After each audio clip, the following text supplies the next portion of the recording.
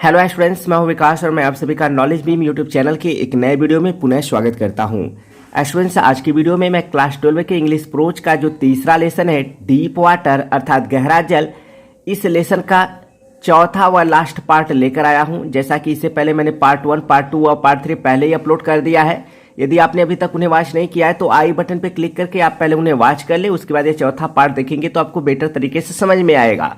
तो चलिए बगैर समय वेस्ट किए वीडियो शुरू करते हैं और डीप वाटर नामक इस लेसन का चौथा व लास्ट पार्ट हम लोग देख लेते हैं और सीख लेते हैं। तो चौथा पार्ट हमें यहाँ से स्टार्ट करना है। नेक्स्ट मतलब आगे ही हेल्ड मी, वह मुझे पकड़े थे at the side of the pool, उस ताल के किनारे पर।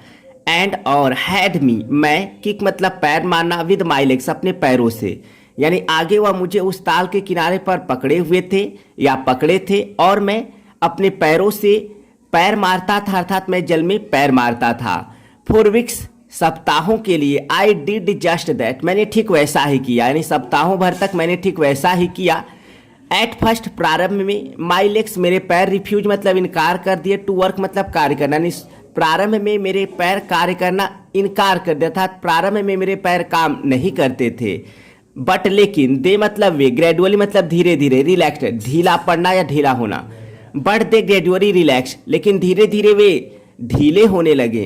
एंड फाइनली, और अंततः। आई कुड कमांड देम, अंततः आई कुड कमांड देम, मैं उन्हें नियंत्रित कर सकता था। कमांड मतलब नियंत्रित करना, और अंततः मैं उन्हें नियंत्रित कर सकता था। 10 मतलब इस प्रकार। पीस बाय पीस, धीरे धीरे। ही ब्यूल्ट, वह बना दिए। और स्विमर मतलब एक तैराक, यानी इस प्रकार धीरे धीरे उन्होंने एक तैराक बना दिया। एंड और when he had perfected each piece, और वेन मतलब जब। ही हैड परफेक्टेड, उन्होंने पूर्ण कर लिया था। ईच पीस, प्रत्येक हिस्से को। और जब उन्होंने प्रत्येक भाग या प्रत्येक हिस्से को पूर्ण कर लिया था, ही पुट देम टुगेदर, वह उन्हें एक साथ रखे। इनटू एन इंटीग्रेटेड होल, यानी पूर्ण रूप से संगठित। इंटीग्रेटेड मतलब संगठित, यानी जब उन्होंने प्रत्येक हिस्से या प्रत्येक भाग को पूर्ण कर लिया था, उन्होंने उन्हें एक साथ पूर्ण रूप से एक संगठित रखा या एक संगठन में रखा। इन अप्रैल में। ही सेड, उन्होंने कहा।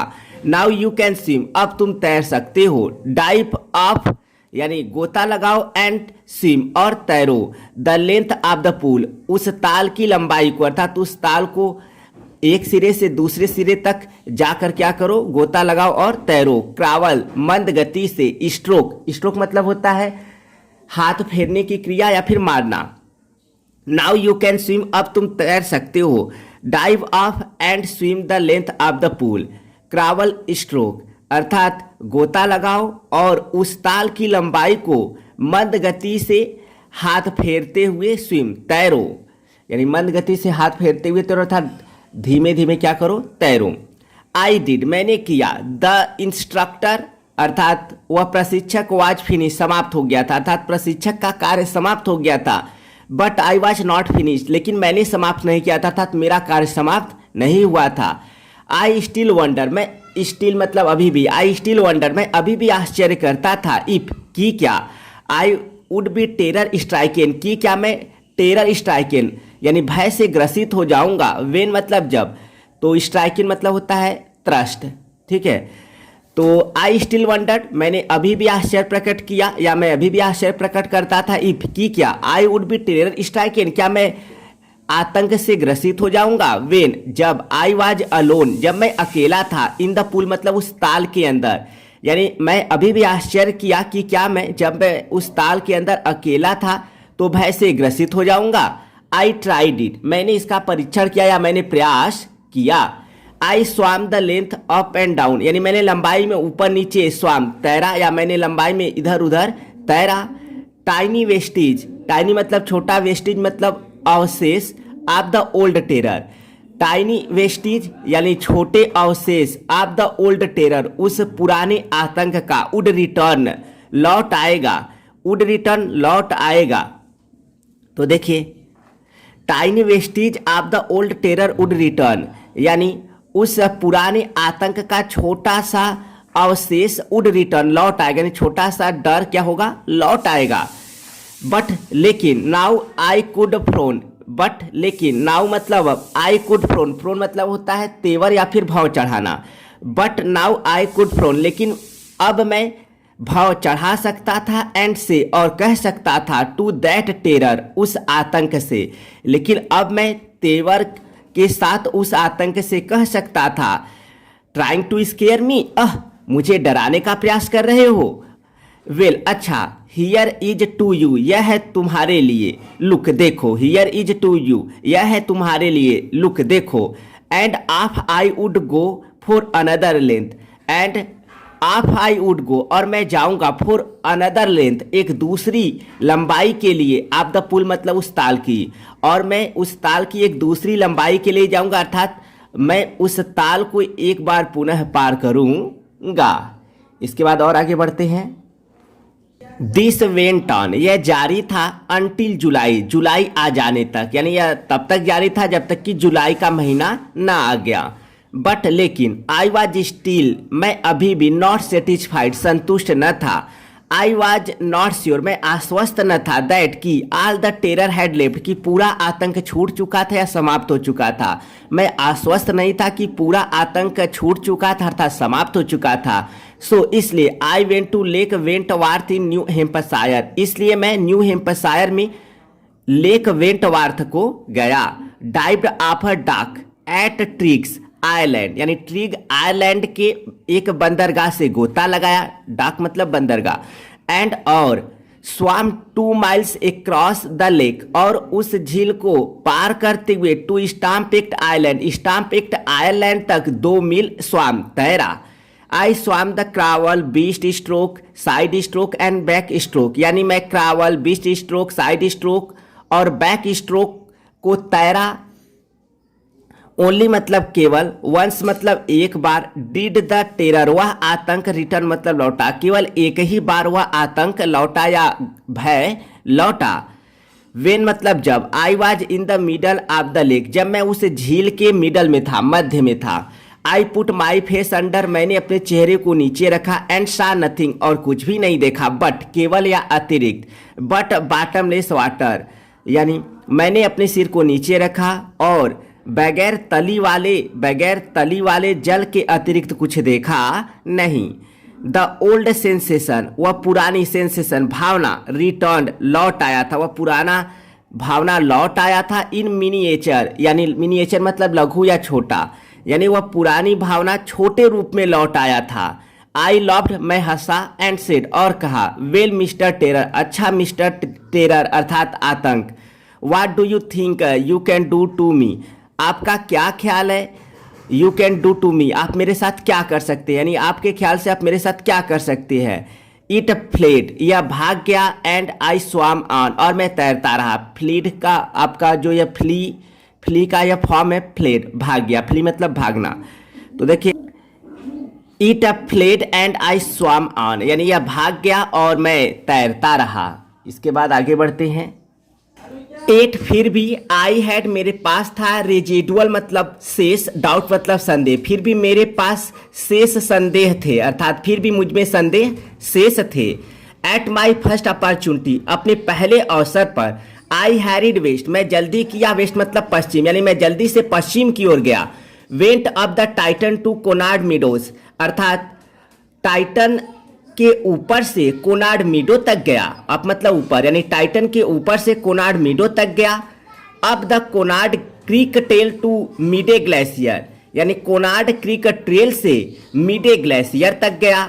एंड कैंपेड, और डेरा लगा लिया। इन द हाई मीडो, उस ऊंचे घास के मैदान में। By the side of warm lake, यानी वार्म लेक के बगल में, तो मीडो मतलब घास का मैदान। And camped in the high meadow by the side of warm lake, और वार्म लेक के बगल में ऊंचे घास के मैदान में कैंपेड डेरा लगा लिया।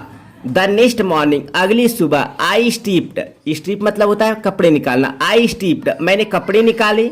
Dived into the lake, और उस झील में डाइव्ड गोता लगा लिया। स्वाम तैरा, एक क्रॉस आगे को। टू द अदर शोर, यानी दूसरे तट तक, यानी आगे को दूसरे तट तक तैरा। एंड बैक, और वापस तैरा अर्थात वापस आया। और एक क्रॉस मतलब पार करना, एक क्रॉस मतलब संपूर्ण, या एक क्रॉस मतलब आगे को। And swam across to the other shore and back, और दूसरे तट दूसरे तट तक आगे तैरा एंड बैक और वापस तैरा अर्थात वापस आया। जस्ट एज अ डॉग कार्पन यूज टू डू, ठीक वैसे ही जैसे कि डॉग कार्पन किया करते थे। आई साउटेड, मैं चिल्लाया, विथ जॉय, प्रसन्नता से, यानी मैं प्रसन्नता से चिल्लाया। एंड गिलबर्ट पिक और गिलबर्ट पिक चोटी, रिटर्न मतलब लौटा दिया, द इको मतलब उस गूंज को, तो इको मतलब गूंजना या गूंज। I shouted with the joy and Gilbert Peak returned the echo, यानी मैं आनंद से चिल्लाया और गिलबर्ट चोटी उस गूंज को लौटाया, अर्थात गिलबर्ट चोटी से वह गूंज गूंजने लगी। आई हैड कॉन्कॉर्ड, मैं जीत चुका था, माई फियर, अपना भय, आप वाटर मतलब जल का, यानी मैंने अपने जल के भय को जीत लिया था। The experience had a deep meaning, the experience मतलब वह अनुभव, हैड मतलब पास किया और डीप मीनिंग मतलब एक गहरा अर्थ फॉर मी मतलब मेरे लिए, यानी उस अनुभव का मेरे लिए एक गहरा मतलब था, यानी उस अनुभव का मेरे लिए एक गहरा अर्थ था। एज जैसा कि ओनली दोज केवल वे ही, who have known stark terror जो कि कठोर आतंक को जान चुके हैं, स्टार्क मतलब कठोर, एंड और कॉन्कर्ड इट और इसे जीत चुके हैं या इस पर विजय प्राप्त कर लिए हैं, कैन अप्रिशिएट समझ सकते हैं या सराहना कर सकते हैं या प्रशंसा कर सकते हैं। अप्रिशिएट मतलब समझना या सराहना करना या प्रशंसा करना। देखिए एज ओनली दोज केवल वे ही लोग, who have known stark terror जो कि कठोर आतंक को जान गए हैं, एंड कॉन्कर्ड इट और इसे जीत चुके हैं, इस पर विजय पा लिए हैं, कैन अप्रिशिएट समझ सकते हैं या सराहना कर सकते हैं। इन डेथ मृत्यु में, देयर इज पीस शांति होता है, जयमार बी वर्ब होना अर्थ देते हैं, तो in death there is peace यानी मृत्यु में शांति होता है। देयर इज टेरर आतंक होता है, only in the fear of death यानी मृत्यु के भय में, यानी मृत्यु के भय में केवल आतंक होता है। एज जैसा कि रूजवेल्ट न्यू, जैसा कि रूजवेल्ट जानते थे, व्हेन ही सेड जब उन्होंने कहा, जैसा कि रूजवेल्ट जानते थे जब उन्होंने कहा था, क्या कहा था, ऑल वी हैव जो सब हम लोगों के पास है, टू फियर मतलब डरने को, इज फियर इटसेल्फ अपने आप में भय है, यानी जो सब हम लोगों के पास डरने को है वह अपने आप में डर ही होता है। बिकॉज क्योंकि आई हैड एक्सपीरियंस मैंने अनुभव किया है, बोथ द सेंसेशन दोनों भावनाओं का, ऑफ डाइंग मरने का, एंड द टेरर और आतंक का, क्योंकि मैंने मरने और आतंक के दोनों भावनाओं का अनुभव किया है। दैट फियर ऑफ इट इसका भय, कैन प्रोड्यूस उत्पन्न कर सकता है, द विल मतलब इच्छा, टू लिव मतलब जीने की, समहाउ मतलब जैसे तैसे, इंटेंसिटी मतलब तीव्रता। दैट फियर ऑफ इट यानी इसका भय, can produce the will to live however grave in intensity, यानी इसका भय जैसे तैसे जीने की इच्छा को तीव्र कर सकता है या तीव्र कर देगा, यानी मैं that fear of it can produce the will to live somehow grave in intensity, अर्थात इसका भय जीने की इच्छा को जैसे तैसे तीव्र कर देगा या तीव्र कर सकता है। एट लास्ट अंत में, आई फेल्ट मैंने महसूस किया, रिलीज्ड तो अंत में मैंने स्वतंत्र हुआ महसूस किया, फ्री मतलब स्वतंत्र, टू वॉक मतलब चलने को, द ट्रेल्स मतलब रास्ता यानी सड़कों पर चलने को स्वतंत्र, एंड क्लाइम द पिक्स और चोटियों पर चढ़ने को स्वतंत्र, and to brush aside fear brush मतलब एक तरफ कर देना, and to brush aside fear और भय को एक तरफ कर देने को एक तरफ हटा देना, ठीक है। At last I felt release यानी अंत में मैंने स्वतंत्रता को महसूस किया, free to walk the trails यानी सड़कों पर चलने की स्वतंत्रता को, एंड क्लाइम द पिक्स और चोटियों पर चढ़ने की स्वतंत्रता को, and to brush aside fear और भय को एक तरफ हटा देने की स्वतंत्रता को महसूस किया। तो स्टूडेंट्स यह था आपका डीप वाटर नामक लेसन का चौथा व लास्ट पार्ट। आई होप आपको अच्छे से समझ में आ गया होगा। फिर भी कोई प्रॉब्लम है तो मुझे कमेंट सेक्शन में जरूर बताएं, और वीडियो अच्छा लगा हो तो वीडियो को लाइक करना और अपने उन फ्रेंड्स के साथ शेयर करना मत भूलिएगा जिनके लिए वीडियो यूजफुल हो सकता है। तो मिलते हैं नेक्स्ट वीडियो में, तब तक के लिए thank you so much for watching this video.